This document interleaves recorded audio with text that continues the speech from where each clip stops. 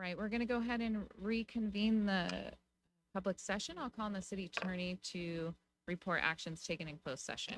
Thank you, Madam Mayor. There was no reportable action. Council was updated on various matters. All right, thank you. So then we will be doing our Pledge of Allegiance and invocation. And I don't see Pastor here, so we'll get that taken care of. So we'll rise for the Pledge of Allegiance, stay standing for the invocation.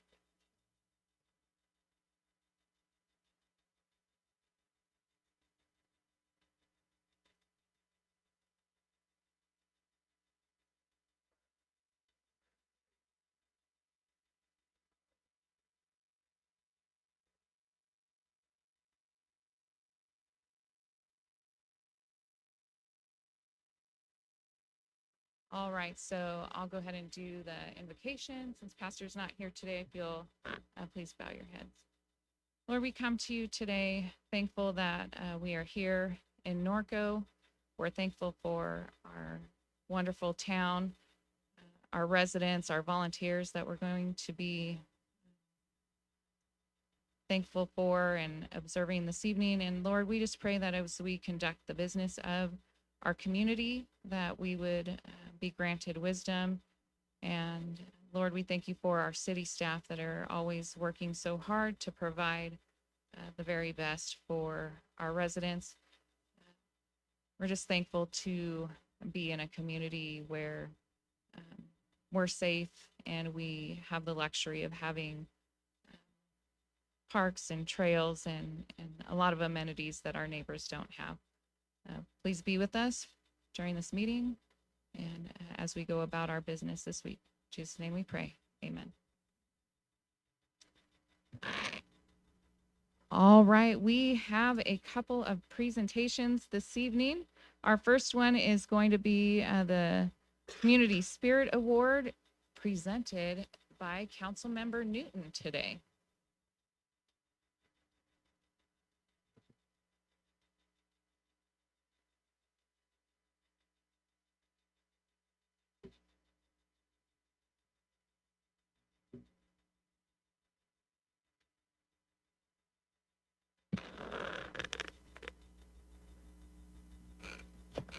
Good evening. Hi, Tracy. Everyone wants to know why you're here, so. That's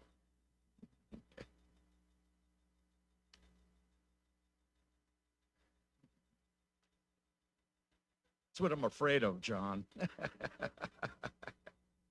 When I think of the spirit of Norco, the first thing that comes to mind is our volunteers and our long-running community events.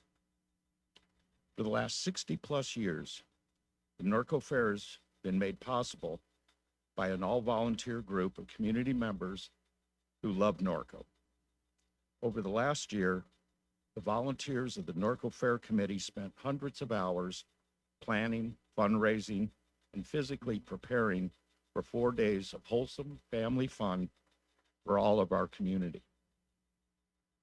The 2023 Norco Fair was the most successful fair to date and broke historic sales, sponsorships, and attendance records. What's most impressive to me is that this year's fair committee was led by first-time board members who led like seasoned veterans. This year's fair theme was the heart of a volunteer and was dedicated to those volunteers that dedicate their time to making the Norco Fair possible. Tonight, we are recognizing the heart and the spirit of the 2023 Norco Fair Committee and the Board of Directors led by their president, John Grunmeyer. So I'd like to ask John to step up here.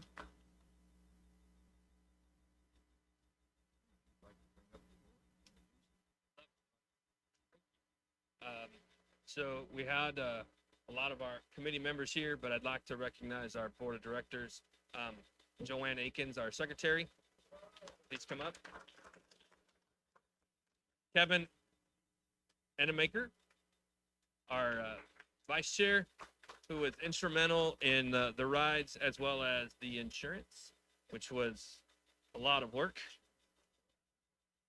our two treasurers that could not be here this evening, Jennifer and Kelsey, spent timeless hours in that little building that nobody sees. I'd also like to recognize Fia. Please come up, Fia. Fia and her partner Brandy did an amazing job in our sponsorships. And sponsorships are what drives the fair and allows us to give back to all of the groups. That's what the fair is here for. It's to make sure that we have that end of the summer event and allows us to give money to groups like NHA, Boy Scouts, Norco Girls Softball, as well as a bunch of the other groups that do our beer sales. Dustin, this year we had a record number, something we haven't done before, which is sell out of beer. His wife actually went around to 3 different counties and gathered as many kegs as she could possibly find, as well as her and our treasurer, Kelsey, went to Stater Brothers that night, bought a pallet of Coors Light, which is 51 36 packs, and that was gone in 30 minutes. So we had unprecedented numbers. We've never closed the street down before. That was kind of cool. We've never had the sheriff come to me and say, what is our capacity here? I don't know, but I think we hit it. So NHA did a phenomenal job. We sold out of buttons, which we've never done before. So just a tremendous, tremendous group. Thank you guys all. I look forward to our end of the year party, which is coming up here shortly. And we'll have another fair next year because of these people. I just lucky enough to be a part of this. Ron and Denise, they helped out a lot. If it wasn't for Ron, I wouldn't know where to put anything. So thankfully he was there and we were able to make sure that everything was in the right spot and we had power. So thank you guys all. I appreciate it.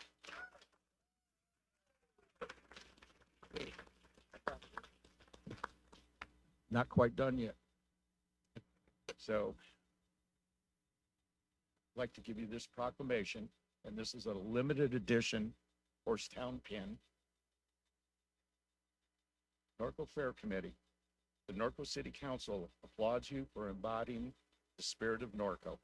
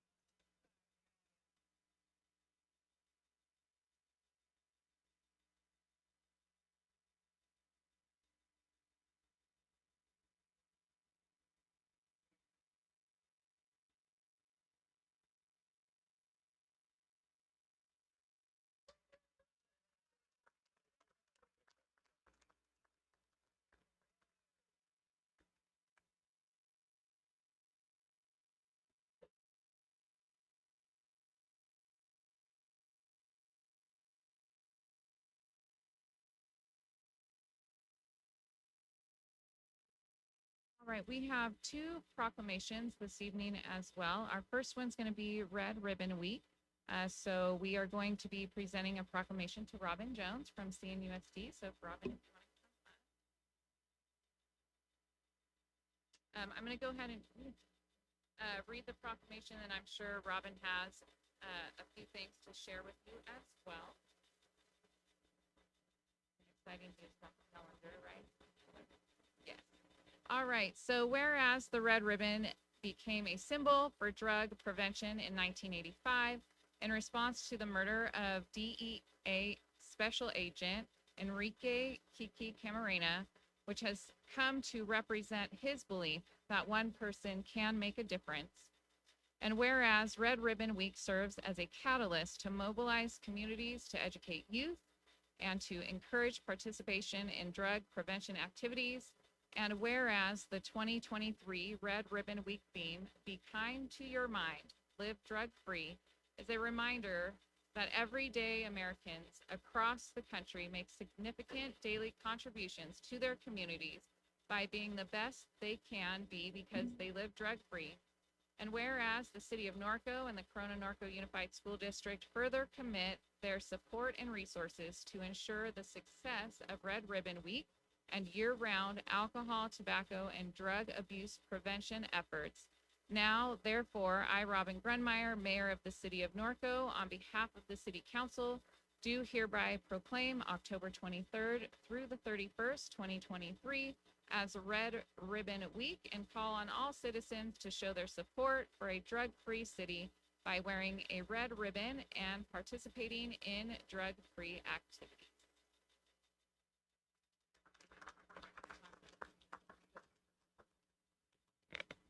Excuse me. Hi, I'm Robin. I am from the Corona Norco Unified School District, and I am here to accept the proclamation for always supporting us and welcoming us here. I do want to just quickly share this year's theme, Be Kind to Your Mind, Live Drug-Free.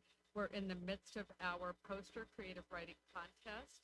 The contest is open to every kinder through high school through 12th grade student. So, and you can win money if you are selected as a winner. So please, there's still time. And all the contest information is at your school site. So please look into that. And mentioning that, I have last year's calendar just to show you a prop. It runs September through, it's like a 16-month calendar. So we are excited to share that last year's winners were entered into the Riverside County contest. They competed with the whole Riverside County. We have 8 winners out of the 12 months in this year's calendar, which we're anxiously awaiting to arrive. I'll bring some down to the Norco City Council if you guys would like. And that's what I have. Short and sweet. Thank you for having me. Oh, picture Robin. Robin, yeah.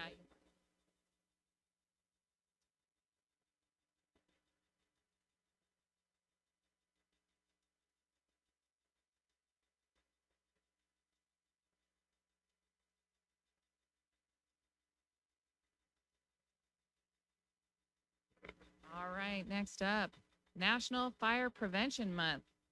So, our fire chief, Otterman, is going to come up here.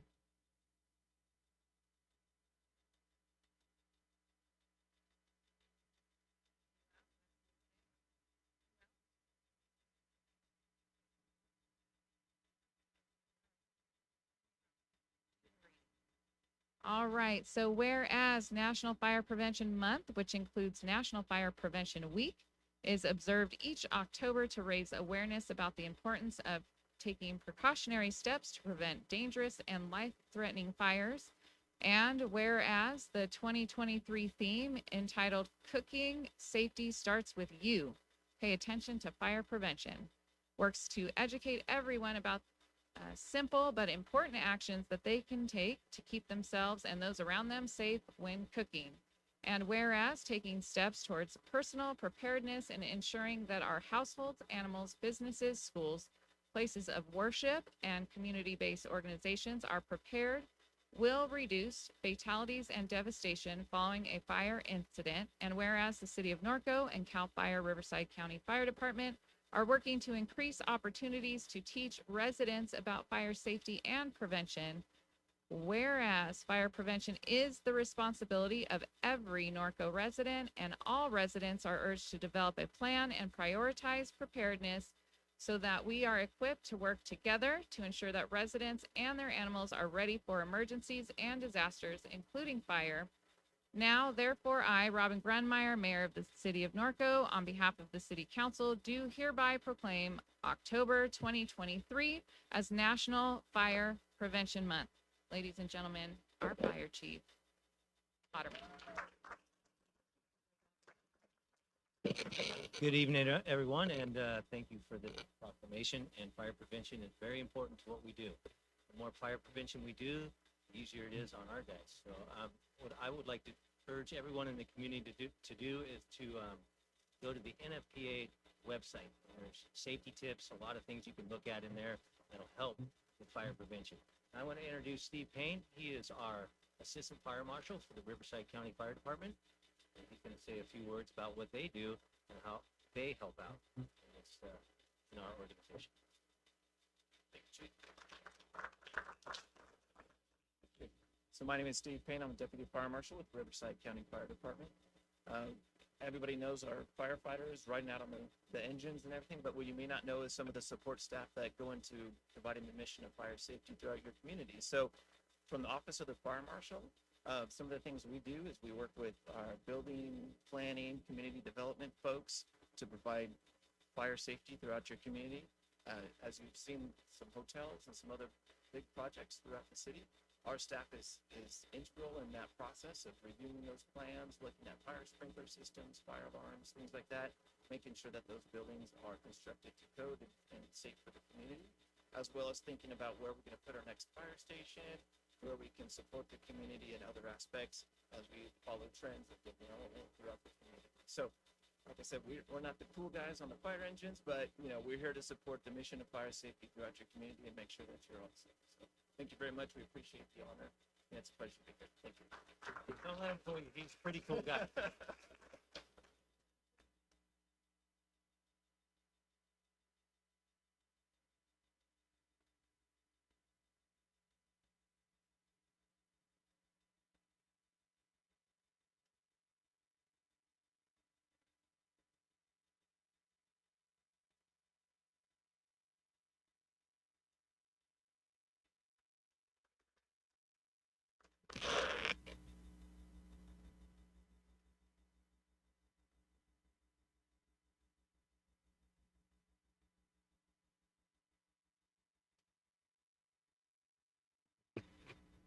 All right, we are going to go ahead and proceed through our agenda. So we'll be starting off with our city council reports on regional boards.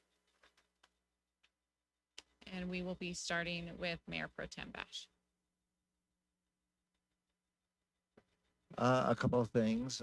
First, we went to the Cal Cities Annual Conference, and it was actually a pretty good conference. I made a lot of connections. But once again, I came away feeling that Norco, for a city our size and even bigger, we're doing very, very well in a lot of ways. Sadly, the rural committee that we formed essentially has collapsed. But I did meet the next day with many of the members of that group, and they, I don't know, they're having trouble getting police, fire, roads, and yet at the same time, they want to build low-income housing, and it's kind of like, do you understand? You can't connect the two. So I feel very blessed that we live in Norco, and we have a first-class fire, first-class deputies. We can fix roads. We have a little bit of money in the bank, so I was happy about that.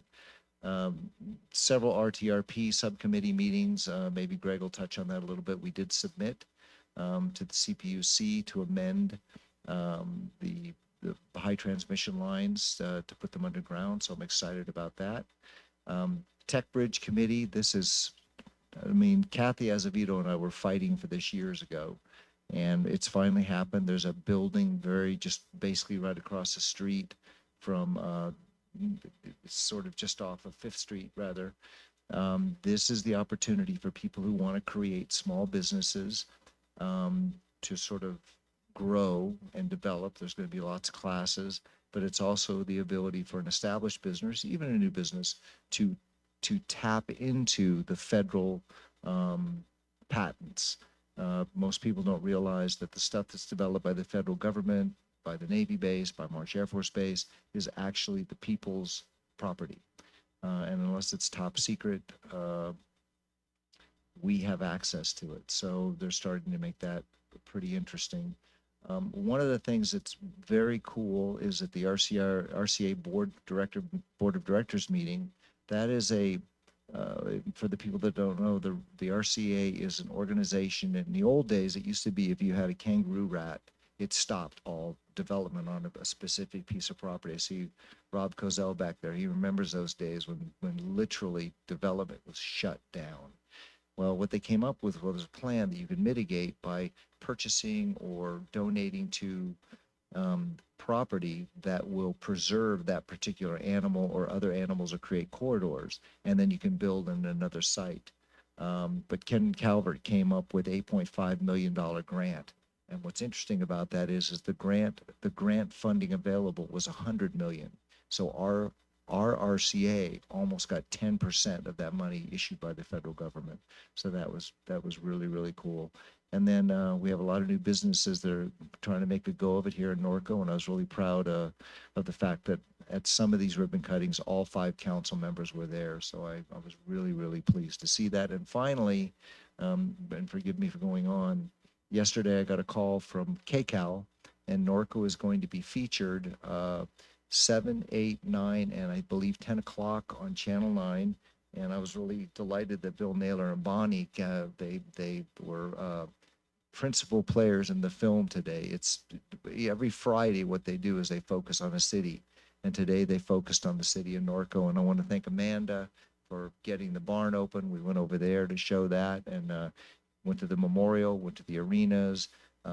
What she was mostly interested in were the leaps and bounds, the children on the horses there. And what she was really interested in is the Eat Center. So they're coming back Friday and they'll go live. Then they'll do the B-roll they shot today. Bill and Bonnie were acting, buying hamburgers from the Rodeo Burger and going down the street. And for some reason, the camera crews just love to watch them push the button across the street at the horse level. That really thrills them. And then the other thing, they're also going to be doing an interview at what's next to the boot barn, Thrifty Horse, and they're going to be going there and interviewing her, and it'll all be live. And so it was a lot of fun, and it was fun that residents got to talk about the city that they love. So had about 5 people that got to tell the tale of Norco. And that's all I have. Thank you, Madam Mayor. All right, Councilmember Allen. Was it last week, 2 weeks ago now, went to the Cal Cities annual conference. They alternate every year between Southern and Northern California. So this year it was in Sacramento. Some of there's workshops and meetings and networking. 3 of the best workshops that I went to: building community partnerships with public safety, effective city council and city manager relationships, and then having difficult conversations with constituents. So there was a lot of really good timely information. It's always good to hear from cities like us and cities different from us, to hear what they're doing well, what their experiences are. We share many of the same common challenges. And so it's good to see where other cities have been creative and what we can take back, lessons learned, what we want to do, what we don't want to do. So I always appreciate that time. And then September 28th was the last RCRA meeting. All right, thank you. Councilmember Hannah. Well, with RCTC, and you need to go on the website to see all these road closures. There's a lot of construction going on right now at the I-15 91 freeway exchange. Due to the construction, they're trying to get that flyover finished to get into the toll road lanes and everything. RTA is now hiring and training new coach operators. Several are hired and training. You can start immediately, pass their little test and everything, the good pay and good benefits. And I attended opening ceremonies last Monday for the Western States Mounted Officers Training School. Very well attended, about 125 attendees, a bunch of new ones. They come from all over. There were 2 sheriff's deputies from Houston up here. I got to meet those guys and talk to them, and it's their 10th year in Norco, and they're here a week, and they do patronize our businesses, so we get a good bit of sales tax out of them while they're here. And also attended the ribbon cutting with Councilman Bash, or Mayor Pro Tem Bash, and Councilman Newton last Friday of the, I'm not sure that's the right spelling, Gotti Coffee down there on Hamner, new place. And before that, the week before, we had done a ribbon cutting over, on River Road. I forget the name of that place there. Kevin, you got the memory. Juice it up. Juice it up, yeah. So we got juice on one side over there and coffee over here on this side. And that's all. Thank you. All right, Councilmember Newton.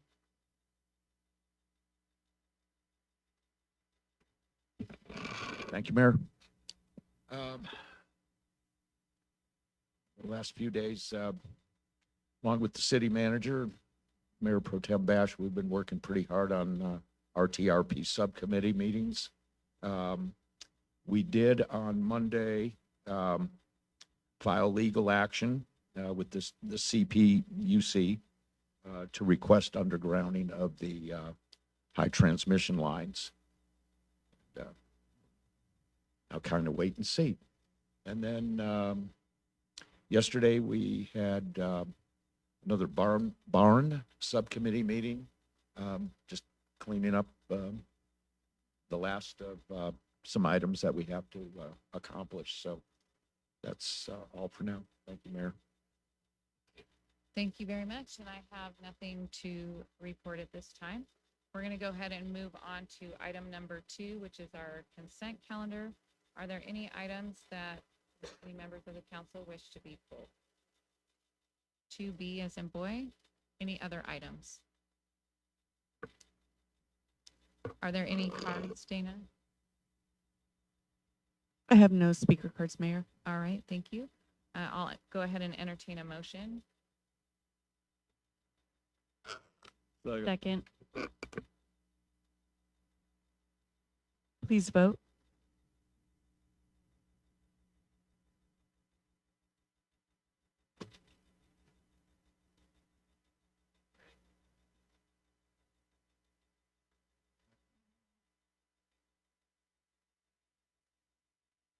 I vote yes.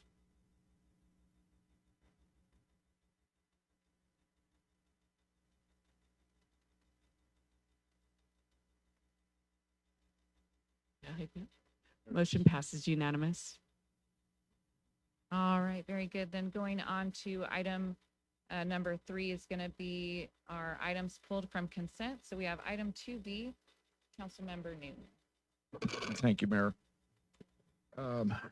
This item was a lease agreement with a construction company for quarter-acre property on Bluff Street, temporary use. While they're doing construction on, I believe it's City of Corona, on a water line on River Road. So I had discussions with with Chad, the Director of Public Works, and the first proposed price of $2,700 a month is a little behind the times right now. So we made a counter proposal to the construction company, and the agreement's now going to be $4,000 a month for that rental. And there's one thing I just wanted to add to that, and Chad, I appreciate all your help with this, is on 4.1. It's just an article on use of lease premises, because we've run across this before, is you do require the tenant must maintain temporary bathroom, portable toilets for their employees. I'd also like to add that any trash containers, whether they're high sides or however they dispose of their trash, has to be provided by our franchise city hauler. And with that, make a motion for approval, unless, Chad, you have any comments to this? Just on that, it's required in our code anyway that any contract activity in our city, regardless if it's a construction project or not, has to use our hauler by default. Unless it's their right. own bin that they own. Correct. But I would like it added, just Yes, I understand. to negate what happened at 6th and Valley View with the contractor out there. Gotcha. Okay. Thank you.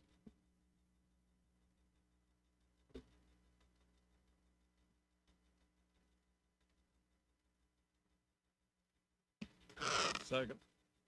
And we have no public comments on this item.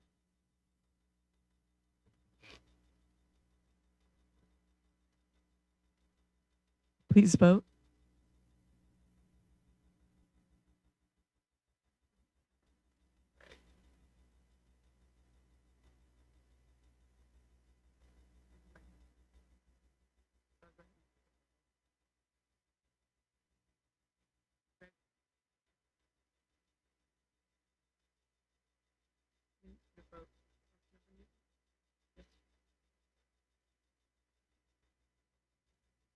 Motion passes unanimous.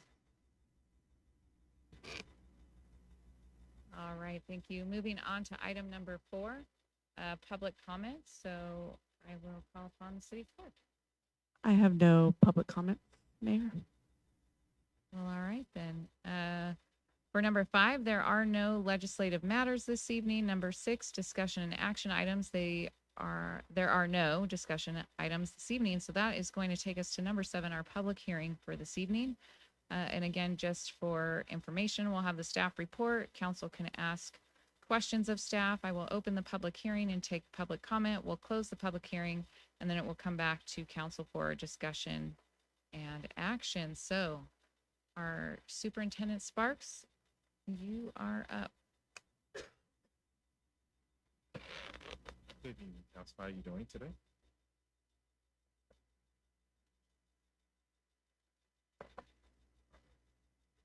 Okay. Excellent. Before we have ordinance number 1105 for Apiaries. As you know, we passed the ordinance a while back, so this is just a revision. Modifications to the Norco Municipal Code to encourage beekeeping were presented to City Council for consideration, and the revised ordinance was approved on October 17th of 2022. The city desires to promote the proper and safe operation of urban apiaries or beehives or on residential properties and support local ecosystem to pollinate plants, crops, as well as opportunity to generate homegrown honey. There are practical and enforceable requirements on apiaries to ensure that the health and safety of the public is clearly documented and the homeowners do not allow the apiaries to pose public nuisance. With us this evening is Boris Baer, who's a professor at the Center for Integrative Bee Research, Cyber. He's in the back to my right, which is part of the Department of Entomology at the University of California, Riverside, who provided expert review and guidance on the new requested amendments. So as you see for current code, it goes off of the lot size, which we had at 21,780 square foot property. And then the setbacks, 50 feet from the adjacent resident or 100 feet from the public right of way. Modifying the city ordinance, the city's regulations for beekeeping without the need for CUP is similar to how the city regulates animal keeping on lots within the same zoning designations. Animal keeping on lots in the A1, A-1, A-2, and AE zones allow animal keeping with setbacks regulations, but do not require approval of a conditional use permit. So as you see in front of you, the recommended revisions, the proposed amendments modifies the requirements to allow a more permissive apiary ordinance for beekeeping on agricultural residential properties. There was adjustment in the setback distance for beekeeping from 50 to 20 feet, and that is for neighboring. And then there's adjustment in parcel size from 21,780 square foot of property to 19,999. We clarified the agricultural zones allowed for beekeeping from A1, A1-10, 120, 140, and AE to just A1, A2, and AE zoning. This clearly identifies up to 3 hives, because before we left it to whoever wanted to have as much as they want. So we restricted it down to you can have up to 3 hives allowed on the property in lot size, and adjustment in the distance of the beehive from the water source from 300 feet to 150 feet. Added requirements that the entrance of the hive must not be blocked from the egress and ingress. Ingress and egress of the hive.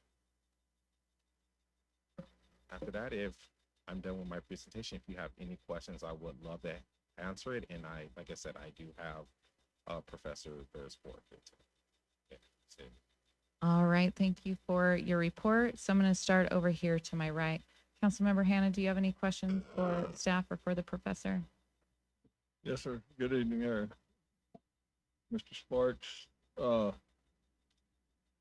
you said a setback of 50 feet from an adjacent resident. Now, is there the specific size of the lots that will allow that to be 50 feet from the residence? So some of those lots are pretty narrow. That would be fine for what it is, the size, yes. And I understand about how narrow they are, but most of them that you'll find are around 19,999 and above. So those size from the nearest adjacent dwelling would accommodate that. Okay, but now you're talking about the dwelling. What about a person's next door's horse barns or corrals? If they're set close to the property line over there, is that 50 feet going to be enough to keep them away from those horses? Because I've been in a couple of incidents where we had to go get the horses and the bees were all over them and us too. So what if you got that situation where the existing horse property, horse corral is up close to the fence, and then is there going to be 50 feet away for the? That would be 20, because the 50 feet is going to be from the public right of way for the revision. It will be 50 feet from the public right of way. For the nearest adjacent dwelling would be 20. And where the beehive will be set, which will be in the middle of the property in the back, it should be suffice room for the animals to, well, for the bees to not flow into that area. The way the beehive will be set up, the ingress and egress is going to be pointed towards the public right of way, which will guide them as like a runway for the bees to take off and then fly off into another area. You can't really protect or stop bees from going into other areas, but this gives them guidance to leave and come. Okay, and you set up the 3 hives. How far apart will each one of those hives be? They will be next to each other. Next to each other? Correct. Okay. All right, thank you, sir. Councilmember Newton, any questions? Yes. Thank you. Evening, Melvin. Good evening. This may need either Colin or Alma to help you with this also. On page 5, the changes that are made are now just restricting beekeeping to the A1 zone. Is that, got that correct, right? So we have a couple situations in town that are R1 lots, okay? And And then we have some R1 lots with overlays on them to permit animal keeping that are at that 20,000 square foot size. How would we handle that if we're restricting it to A properties when we do have some R properties that meet that square footage requirement? That is correct. There are some properties in the urban zone that exceed the minimum lot size. The way the ordinance is written, it would not permit, It would not. So I know this goes way back with you and I when we had the overlay on those R properties off of Corona Avenue, that those were larger lots, and we put the overlay there so they would be able to have animal keeping. Why would we restrict that to and not having beekeeping? that is correct. The overlay was there because there was these properties that were probably 15,000 square feet, almost 20,000 square Right. feet. Mm-hmm. And the overlay was there to allow them to have animal keeping. But along the line, we amended the R1 zone altogether to allow animal keeping on lots that are at least 10,000 square feet and then adjacent to the forest strip. The difficulty here is the way it specifies A1, AE, etc. It only addresses the A zone.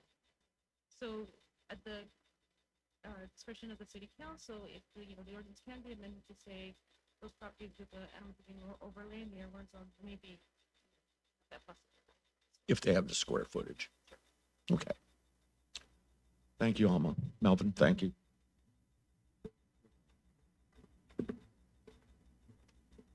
Councilmember Alleman. Yes.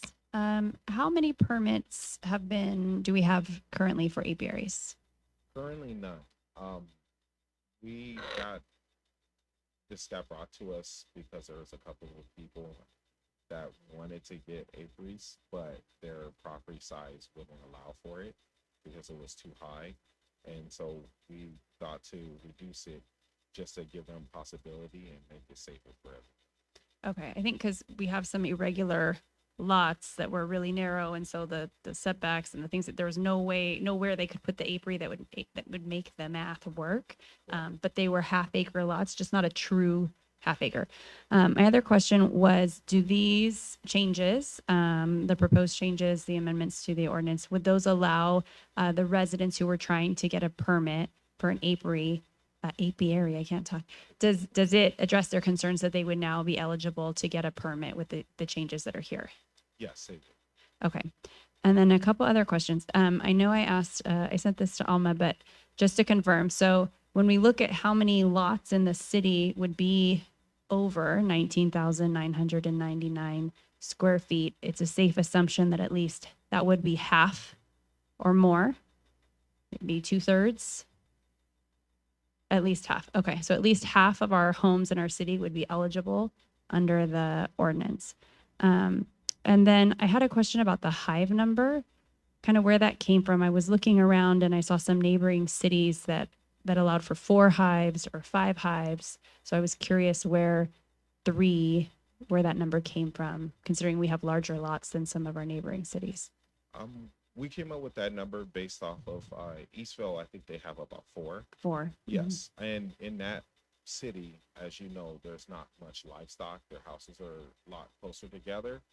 The animals that they do have, they can actually bring inside, or if their animals are being harassed, or if their animals are harassing, they can have the ability to pull them away. Our area, we have way more animals, so we decided to narrow it down to at least 3. I consulted with Professor Fair to see if 3 would be appropriate for the lot size, and he understood. He said it wouldn't be a problem, and he is here if you have any questions. Thank you for being here. And then my other question is, so in my own research that I was doing, depending on who's putting the apiary in, if they have large livestock, it recommended that the apiary be fenced off so that depending on if someone put it in the middle of a pasture, that an animal couldn't knock it over. because that would cause an issue, right? If the bees, then they would come out angry and then they might go off over the livestock. Like chickens aren't going to necessarily knock over the hives, but we're talking about larger animals. I don't know if we wanted to add, I talked a little bit with our community services director, Michelle, about that. And I'm not sure that anyone would put an apiary in the middle of an area where they have animals that could knock it over, but we could certainly require it to be fenced off if it was in an area where animals would be out grazing. So just wanted to bring that to the attention of my colleagues to see if that was something they thought we should add or leave it as is. So thank you for all of your work on this. Mayor Pro Tem Bash, any questions? All right. Go ahead.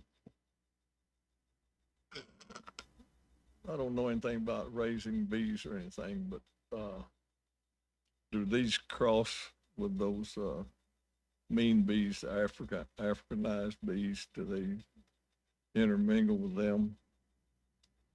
From what I understood, and I've talked with professional in this, there are a mixture of that Africanized bees I think you're referring to in just about every bees or beehive. But what it is in the ordinance is up to the owner to actually mitigate any problems. So they're supposed to check their hive on a regular. If there's any problems, then they have the ability to re-clean the bees to calm them down. If not, then they actually have to euthanize the bees. Okay, thank you. All right, thank you. Any further questions for staff? All right, thank you very much for your report and your presentation. Thank you for being here as well. We are going to go ahead and open up the public hearing. So the public hearing is open. Do we have any cards? We have one speaker card, Bill Naylor.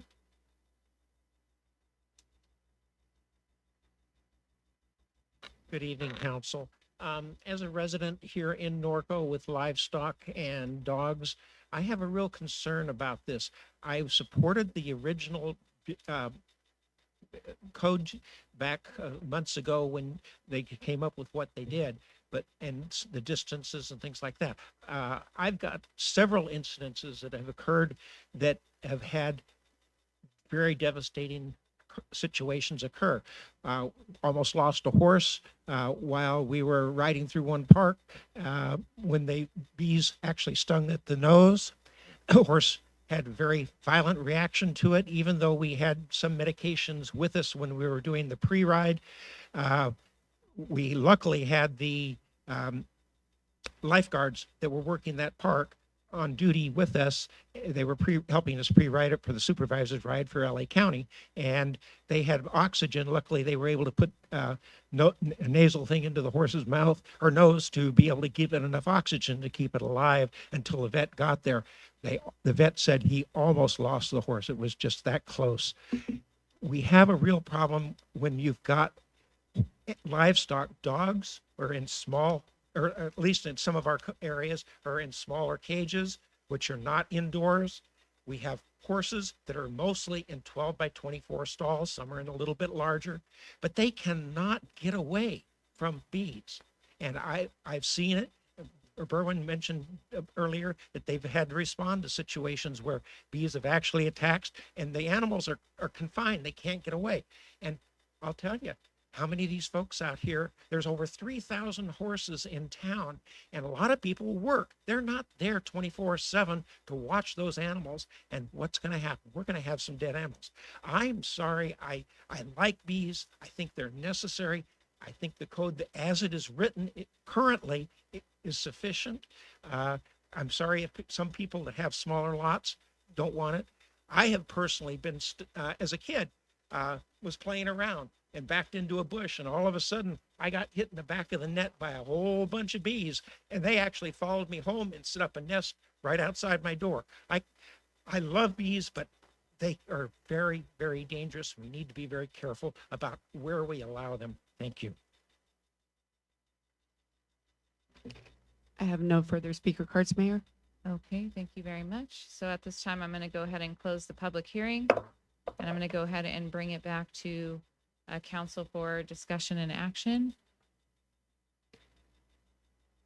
So I have a question now. Professor, can I talk to you for a sec? Can you come forward? Yeah. So when I was a kid, we had aviaries all over Norco, and we had a lot of them. But Commissioner Naylor, one of my concerns is the danger. I haven't heard a lot of. I've heard that there's wild bees, and then there are bees that are tamed. Can you talk about the difference of that? Yes, so I share your concern. I just say like you were attacked by non-managed bees, okay? If they are in a bush, they're not in a box, right? So it's like you have to. So what we have here in Southern California is a very unique situation globally. So we have managed bees that we bring in from the north. We need about 1.2 million bees each year to pollinate our crops in the Central Valley. And we have bee species that was artificially created in Brazil in 1957, which is called the Africanized honeybee. So it was a cross between two bee species. And that bee species was created to create a better bee because, for example, the US lost about half of its bees last year. Right? So we're running out of bees. And so that bee was really kind of successful, but it was also more defensive, and people were not used to that type of bee. So it's escaped from that lab and started to spread around. And I've worked with these bees. I've worked in Panama for a couple of years with these bees. These bees can be very defensive, and that's what we're all afraid of. But if you look at California, you have that situation where that bee has crossed over the Mexican border into the US, and it's now hybridizing with like the bees that we bring in for pollination. And so we have the genetically most diverse bee in the world, and that's why we're basically here trying to study them. Some of them are actually perfectly fine. You can keep them. Beekeepers in other cities keep them, but others are really defensive. And so like what I think like what we come up with, and we work with the 5 different beekeeping associations here in Southern California. I think what we propagate, and I think what we try to also kind of put into your ordinance is to promote responsible beekeeping, so that like people keep bees in those boxes. You actually know where they are, rather than the ones that are in the trees and where you actually have very little kind of control over. We have the necessary management tools to control the tempo of these bees. So we can requeen those hives, we can split them, you can buy managed queens from the north, from queen breeders, you can buy managed queens from Hawaii. That brings down the tempo. So like a properly managed hive, a proper beekeeper can actually manage the tempo of the hive, and that will bring down the risk of any kind of incidents. Now, the bees in the trees, you cannot control. We can't control them either. They will be always there. What I basically tell you is like if you have some beekeepers on the ground that actually know what they do, you actually have some reverence people that you can call in if there's an issue, and they can take care of that. They either kind of remove them or they basically requeen them and distribute them. Does that help? Yeah, and then the other question is, one of the things we're trying to do in the city of Norco is to do farm to fork operations, and it's a growing operation to grow food in the city of Norco. Do the managed bees, do they pollinate? Do they go out, pollinate, and come back to their boxes, or? Yes. These are, especially honeybees, are the world's record holder when it comes to pollination. A hive of 80,000 bees flies, I think, 40 times around the globe each day and pollinates about 67 million individual flowers. So that's just like, that's the most powerful pollinator we have in the world. And if you look at something like the Central Valley, that is the pollination power that we need. And we're running out of bees, and I think we live in the world at the moment where we really need to kind of make sure that people have sufficient food and affordable food. And I think so that's something that's just on the plate. And the bees play a really crucial role. They contribute globally about $220 billion each year to food. And it's not just like the boring food, it's actually the healthy food. A lot of kind of vitamins or so containing food is pollinated by bees. So we basically try to build that community here with the beekeepers. The beekeepers are they don't want these incidents either. So they're very proactive. If, for example, we discussed to set up a beekeeping school in Southern California to train beekeepers how to do this properly. I teach bees in beekeeping in Riverside to do this properly. And I think 3 weeks ago, we had a conference. So we have yearly conferences in Riverside now.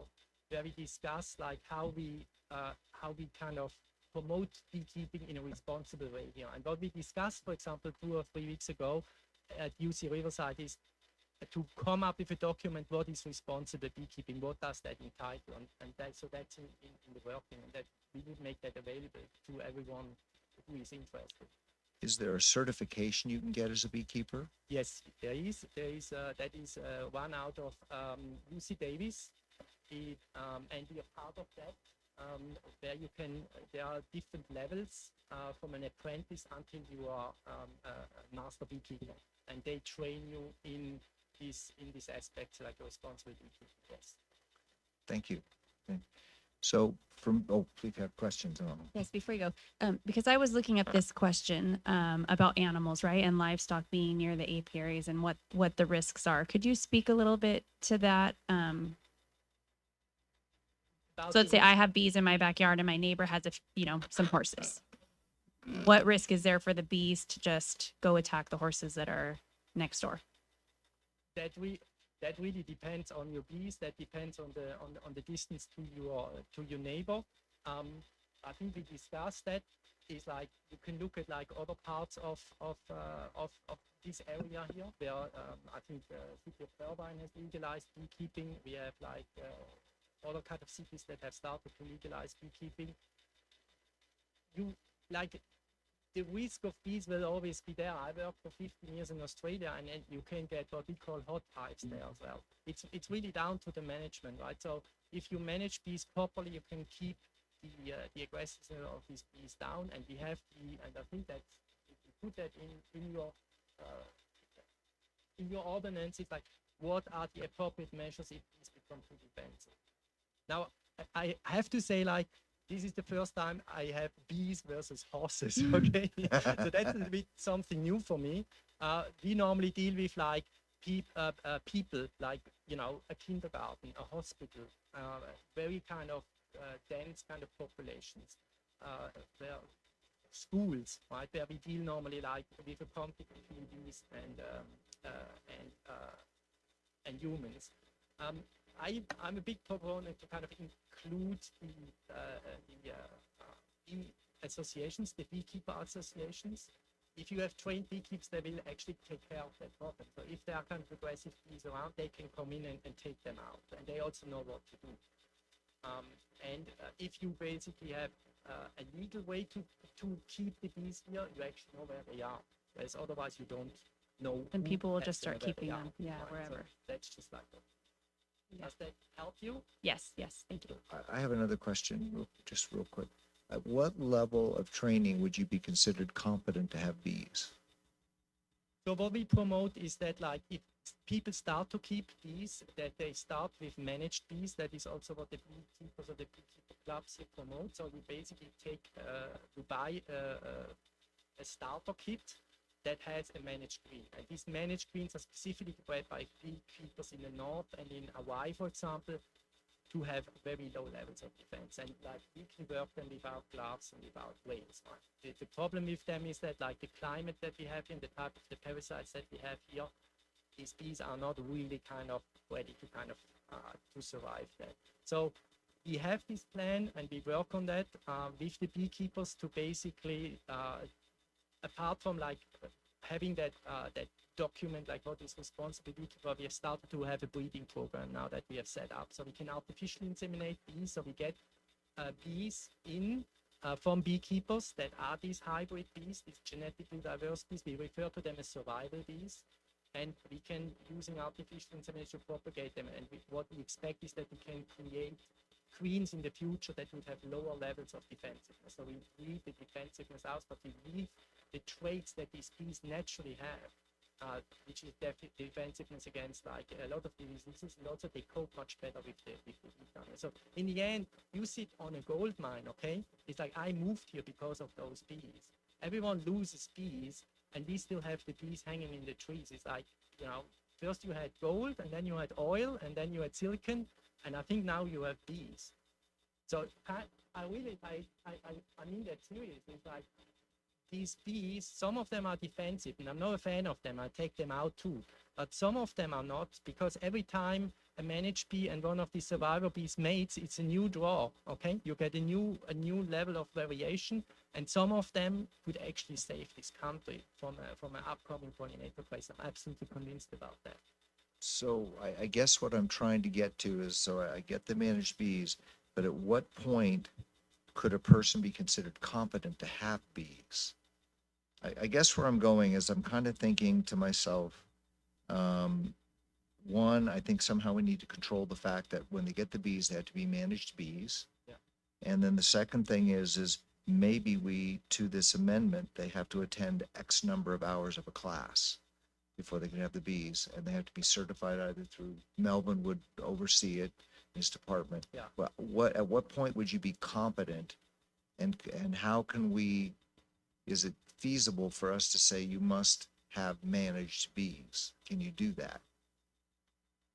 That is difficult because like managed bees is like, what do you manage bees in the end means it's a bee in the box, right? But the bee is like, you can have like what we would call a managed bee, but the hive still can get hot. We had that in Australia where there is no Africanized bees around. You still have to manage the temperament of your bees. If they get too big, if they lose the queen, if they're hungry, bees can change their behavior. The beekeeper has to. So they need training. How many hours would you need? I'm not sure whether I can put that down to hours, but the beekeeping clubs offer introduction classes. We offer introduction classes. We have the programs in Davis. So like the one-on-ones that they normally offer, I think that takes a weekend or something like that, where people are kind of introduced into bees. What we strongly recommend and what the beekeeping clubs offer is a buddy system. So that for the first year, there's a more experienced beekeeper and basically follows those newbies, we call them newbies, and gives them on a monthly basis advice of what to do, or also checks in. Thank you. That's all I have, Madam Mayor. Thank you very much for coming up to answer questions. All right, so it's back to council for discussion and action. So for me, Madam Mayor, what I would like to see is I really do believe that we do have an opportunity to keep bees. When I was a kid, we had bee hives everywhere. But I am concerned about the other animals, and I'm concerned about schools. I'm wondering if we should, it might tick some people off, but maybe we can't within a certain, it's a conflict, but public and private schools. But I think that if you're going to have bees and get the permit, I think that one, we should have a way of figuring out the managed bees, but then most importantly, I think they have to take some sort of a bona fide certified introduction. And I also think that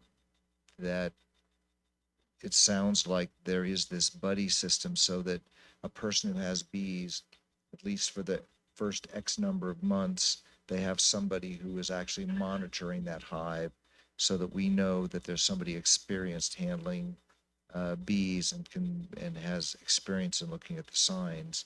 So if I look at this, I'd like to add one, managed bees, and maybe what we do is we get a list of bona fide bee sellers, must take an introduction class through an approved beekeeping society or some sort of instruction, UCR, Davis, wherever it is, and then for at least 6 months, some sort of with that class, some kind of a buddy system. So again, or if that person has already shown that they are an experienced beekeeper, then I think the buddy system is fine. And so somehow we have to be able to determine who's experienced and who isn't.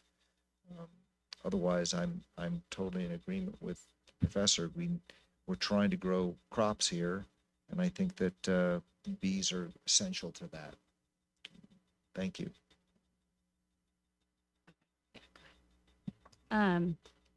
So I'm absolutely in favor. When we put policy into practice, it's not always the same as the policy was into theory. And so I know we can say that the ordinance was perfect the way that it was, but we didn't have a single person in almost a year want to keep bees. And so if the ordinance doesn't allow anybody to do that for which it was designed, then I think we should adjust it. And so I appreciate all the work that was done the first time to revise it, and now the work again to look at it when this issue's been brought up. I hear what Councilmember Bash is saying, but it makes me think of what requirements we have to keep any other livestock in town. A horse, a steer, a goat, chickens, and we don't require any certifications or classes, and all of those animals can be quite dangerous if someone, didn't know what they were doing. We trust that folks will go out and get educated and get the help.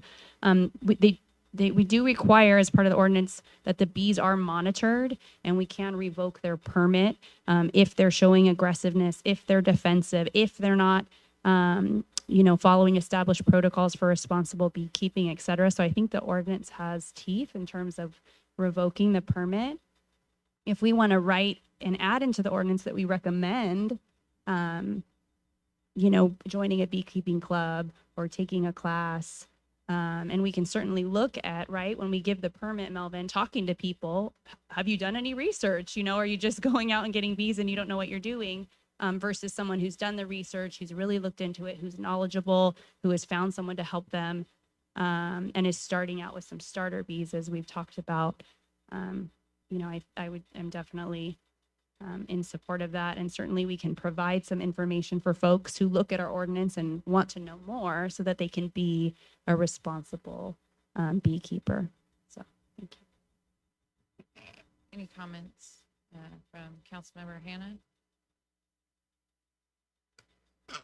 Yeah, I'll agree with Mayor Pro Tem Bash. I think before anybody gets any bees, they need to take some kind of courses and everything to figure out what they need to do to take care of them, to protect the neighbors from them. Because I've had 2 bad experiences with bees, and it's not pleasant. So I do know that the first bunch we had over there attacked 2 horses over at the boarding stable, and myself and Buzz and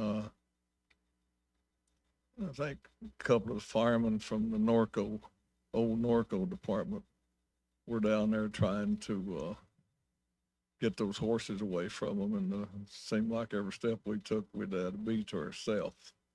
So we had several bites on ourselves. The horses were nuts and had to get a vet over there to take care of them, but it's not a good experience, and I think people that's going to have them need to be responsible, need to know what they're getting into, just so it protects not only themselves but and the livestock, but to protect the neighbors. Because I'd hate to see some little kid get attacked by them. But I'll agree with Councilman or Mayor Pro Tem Bash. Thank you.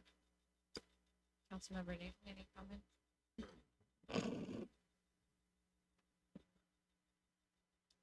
Thank you, Mayor.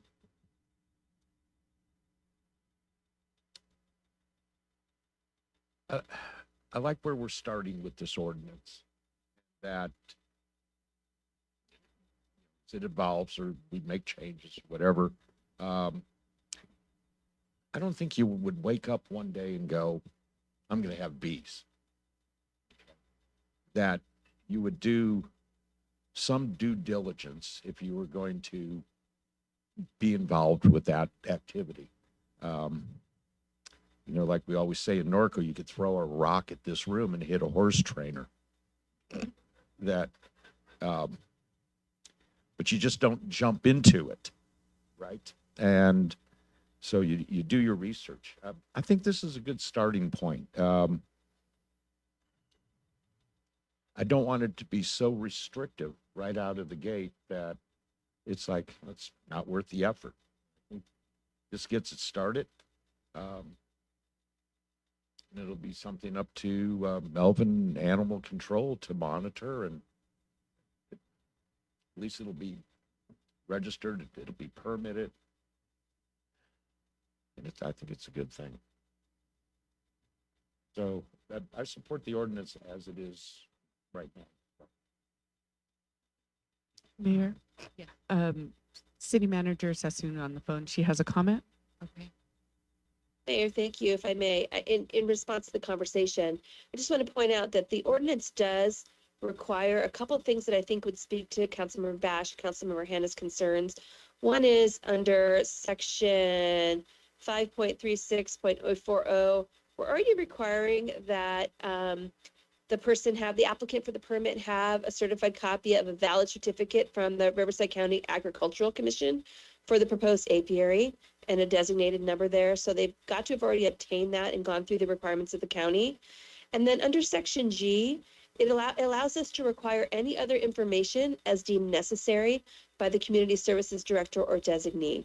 So I think under letter G there, we could administratively require them to provide some sort of statement as to how they're intending to operate it, whether that means they've taken a YouTube course or they've gone to UCR, whatever that might be.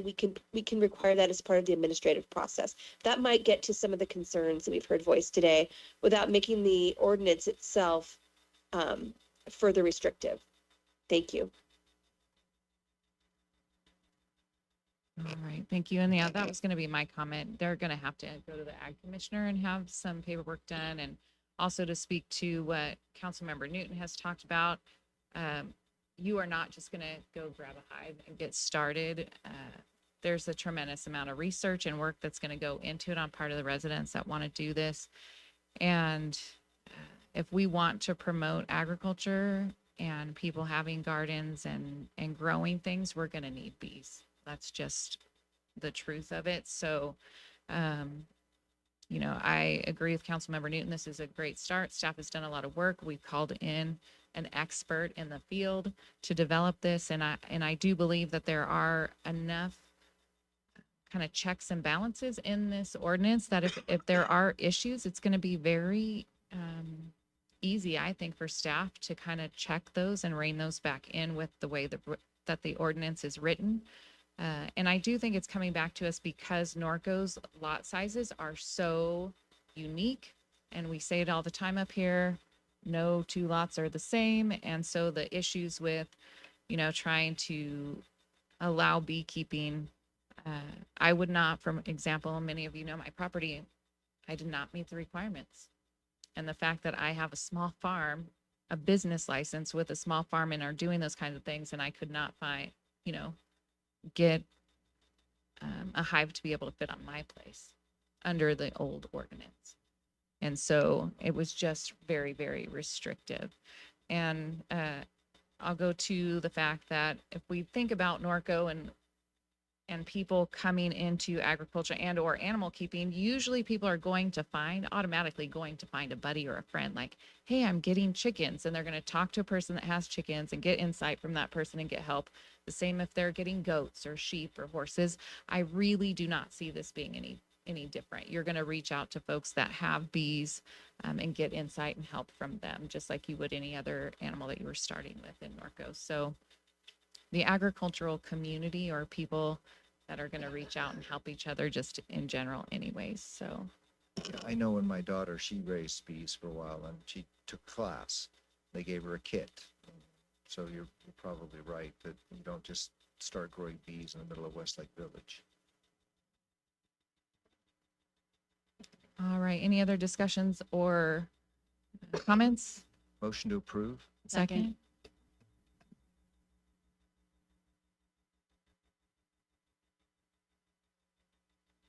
Under discussion, did we want to change it to the R1 overlay?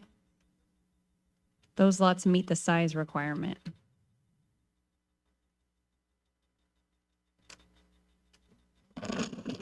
Let's leave it for now. And then if the situation comes See up, if somebody then comes and wants bees and they Yeah. won't be here again. Okay. Okay. Please vote.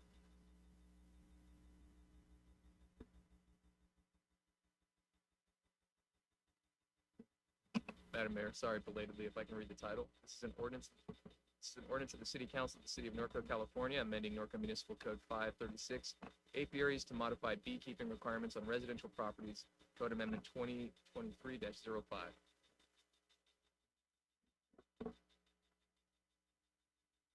And Councilmember Newton, yes? I vote yes. Okay. Motion passes unanimous. All right, thank you very much. Moving on to item number 8 is city council and staff communications. So city staff, anything?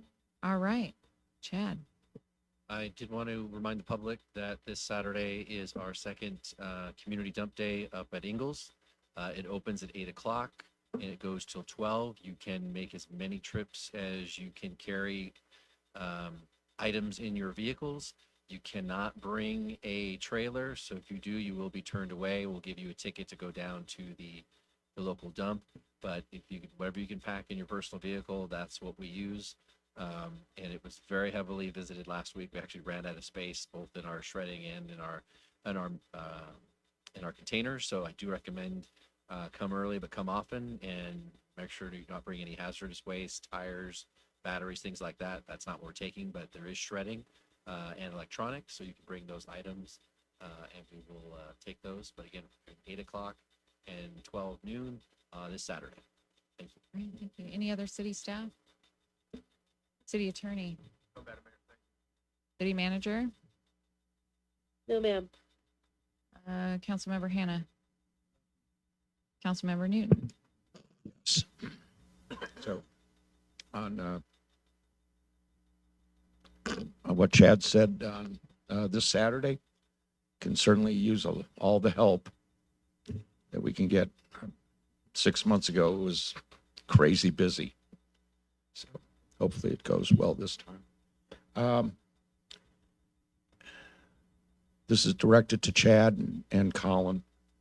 This in regards to storm drain project on 3rd Valley View, 4th and Sierra, 4th and Valley View, that to be nice about it, I'll say that, I mean, we're very well aware that we have a difficult situation with a difficult contractor, okay? But this has just gone way too long. I understand what we're up against, but the impact that it's having to the neighbors in the neighborhood, there's been an excavator sitting in the trail for well over a month now that hasn't moved. There's elderly, and I saw this the other day coming back from City Hall. There's a lot of elderly residents on 4th Street that walk over to the Circle K and wherever they go off to. And they're being forced into the street now, okay? Because there's just absolutely no movement with that equipment or the entire project. Also, the horse trail on Valley View between 4th and 3rd is being blocked by an abandoned backhoe that could be moved. And so I know where there, you know, we got some legal things to deal with, but we were told, we knew when we had that storm drain project starting with the same contractor on the 4th Street and Valley View to Sierra link, that it was going to be difficult with him. And still we were given the schedule that that work would be completed in October. Well, it's October. And by the lack of movement that I see now, you know, any weather this winter, nothing's going to be done to March or April. And so how long will we be impacting the residents with stationary equipment parked in front of their houses and forcing people out into the streets? So I'd like council to have an update on this, and you can comment right now, Colin, if you'd like. Thank you, Councilmember Newton. I can inform that we did issue a demand to cure, which is a formal process for the contract. We told the contractor if it doesn't get out and performed in 5 working days, it's going to be terminated. So he needs to be out there moving machinery by Monday. Is the public works portion of a 5-day notice? I'm familiar with a 48-hour notice to either work, or there'll be no regard to cost. I'll replace you. This is a Green Book spec, so it's specific to public works. We give a 5-day notice to terminate for default. We can terminate for convenience. We've already given a 7-day notice for that, but to bring the bond in to complete the project, if it's crossed over, we have to the contract. So Monday, Yes. one way or the other. Correct. Thank you. Thank you, Chair. Councilmember Allen.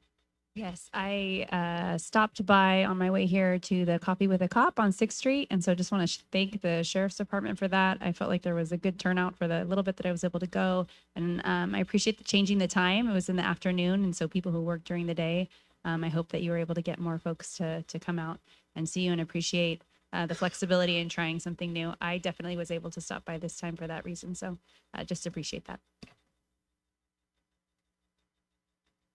I did not have time to get ice cream, but I recommended the fried ice cream on Robin's recommendation to Lieutenant Franzik.